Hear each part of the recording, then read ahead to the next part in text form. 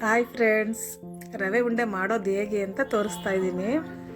ರವೆ ಉಂಡೆ ಮಾಡೋಕ್ಕೆ ಬೇಕಾಗಿರೋದು ಎಷ್ಟರಲ್ಲಿ ಬೇಕಾದ್ರೂ ಮಾಡ್ಕೋಬೋದು. 1/2 kg, 1/4 kg. ನಾನು 1 kg ರವೆಲಿ ಮಾಡ್ತಾಯಿದ್ದೀನಿ. 1 kg ರವೆ, 1 kg ಚಿರೋಟಿ ರವೆ, ಒಂದು ದೊಡ್ಡ ಬಟ್ಲು ಕೊಬ್ಬರಿ, ಒಂದು 4 ಬಟ್ಲು ಸಕ್ಕರೆ, ಚಿಕ್ಕ ಬಟ್ಲು ಒಣ ದ್ರಾಕ್ಷಿ, ಹುರ್ಕೊಳ್ಳೋಕ್ಕೆ ತುಪ್ಪ ಹಾಕ್ತಾಯಿದ್ದೀನಿ. ತುಪ್ಪ ಹಾಕ್ಕೊಂಡು ರವೆನ ಫ್ರೈ ಮಾಡ್ಕೊತಾ ಇದ್ದೀನಿ.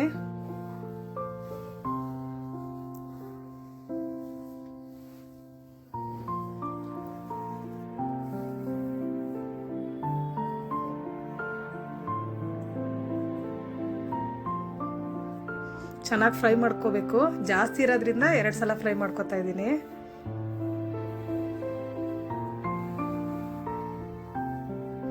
ಅದಕ್ಕೆ ಒಣ ಕೊಬ್ಬರಿನೂ ಸೇರಿಸ್ತಾ ಇದ್ದೀನಿ. ಅದು ಸ್ವಲ್ಪ ಸ್ಕಿಪ್ ಆಗಿದೆ, ಅದನ್ನು ಜಾಸ್ತಿ ಏನು ಬೇಡ, ಸ್ವಲ್ಪ ಬಿಸಿ ಮಾಡ್ಕೊಳ್ಳಿ ಅಷ್ಟೇ. ರವೆ ಜೊತೆ ದ್ರಾಕ್ಷಿಯನ್ನು ಫ್ರೈ ಮಾಡಿಲ್ಲ, ಅದ್ರ ಜೊತೆನೇ ಹಾಕ್ಕೋತಾ ಇದ್ದೀನಿ. ಸಕ್ಕರೆ 4 ಬಟ್ಲು ಹಾಕ್ಕೋತೀನಿ.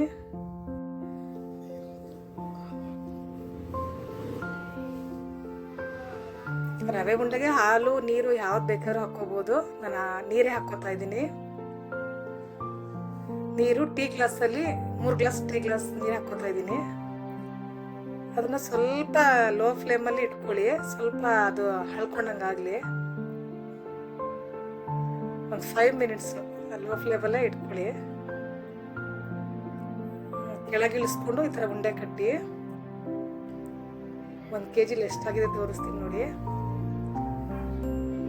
ತುಂಬ ಆಗಿದೆ 1 kg. ಇಷ್ಟ ಆದರೆ ಲೈಕ್ ಮಾಡಿ, ಸಬ್ಸ್ಕ್ರೈಬ್ ಮಾಡ್ಕೊಳ್ಳಿ, ಸಪೋರ್ಟ್ ಮಾಡಿ.